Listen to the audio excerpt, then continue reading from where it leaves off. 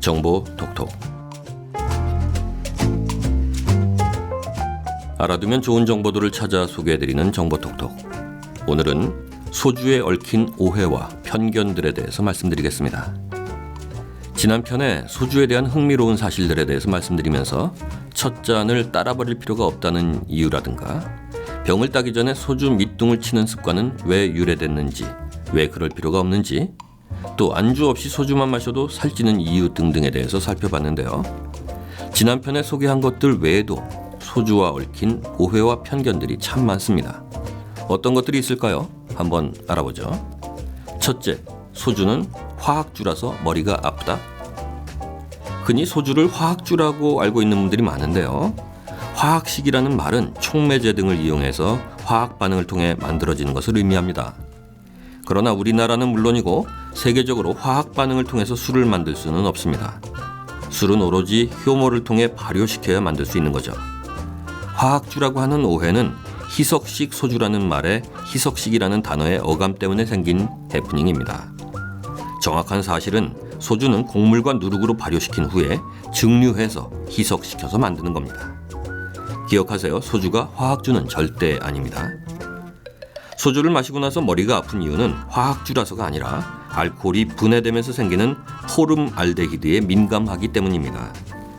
술을 마시면 알코올이 간에서 물과 이산화탄소로 분해되는데요. 분해되는 과정에 포름알데히드, 즉 포르말린이 생기는데 이것은 매우 독성이 있고 이것에 민감한 사람이나 많은 양의 술을 마신 경우에는 포름알데히드의 농도가 높아져서 머리가 아프게 되는 겁니다.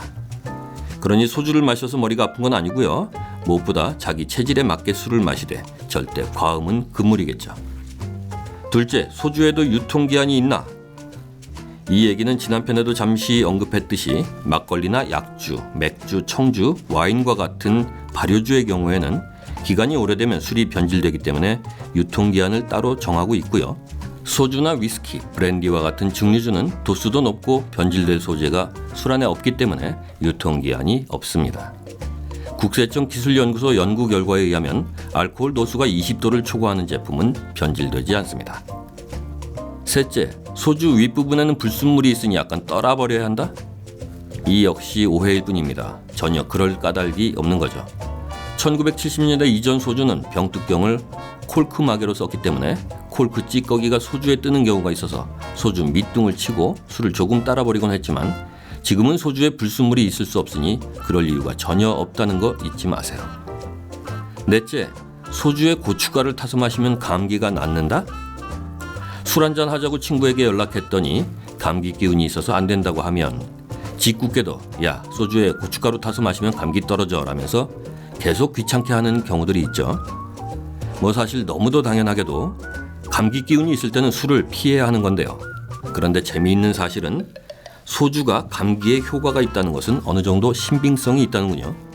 저도 자료를 찾아보다가 이런 내용을 보고 너무 뜻밖이라고 느꼈습니다만은 실제로 10여 년 전에 모 방송국에서는 감기 환자가 고춧가루를 탄 소주를 마셨을 때 어떤 효과가 있는지를 실험한 적이 있습니다. 물론 개인마다 차이는 있겠지만 실험 결과 한두 잔을 마셨을 때 효과가 있었다고 하는군요. 또 소량의 술을 지속적으로 마시는 사람이 마시지 않는 사람에 비해서 감기에 걸릴 확률이 낮다는 연구도 있습니다. 단 여기서 중요한 포인트는 한두 잔 이하의 소량의 술이라는 거 잊지 마시고요. 절대로 몸이 안 좋을 때는 술을 드시면 안 됩니다. 그리고 혹시라도 오늘 이런 얘기 들으셨다고 매일 술 마시는 거 합리화하려는 분들 계시면 곤란합니다.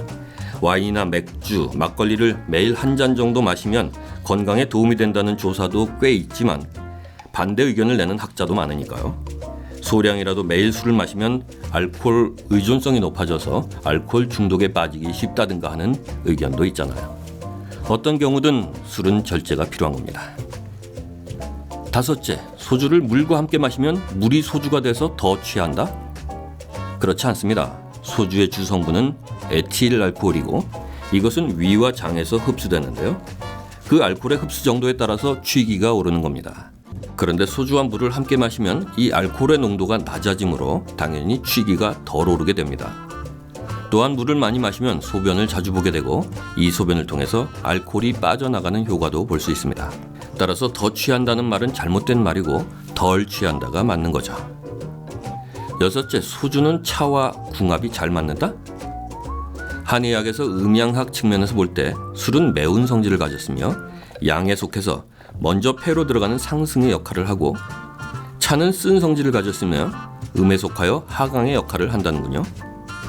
본초 강목에 의하면 음주 후에 차를 마시면 신장에 손상을 입혀 허리, 다리가 무거워지면서 방광이 냉해지고 아프며 단음, 부종 증상이 생긴다라고 기술하고 있습니다.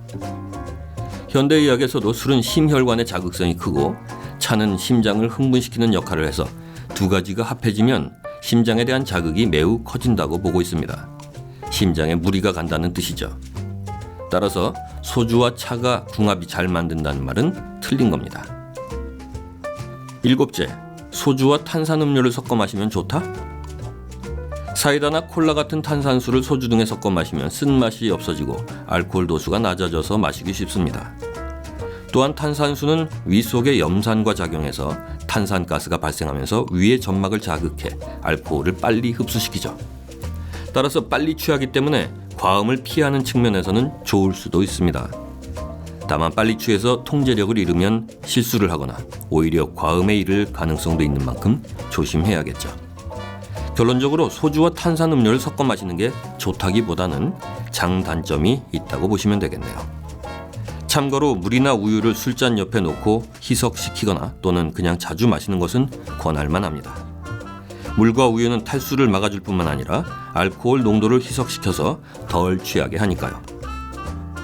특히 우유는 칼슘과 비타민 B2가 들어있는 양질의 단백질 원으로 술을 우유로 희석시켜서 마시면 음식을 먹는 것과 같은 효과가 있다고 합니다.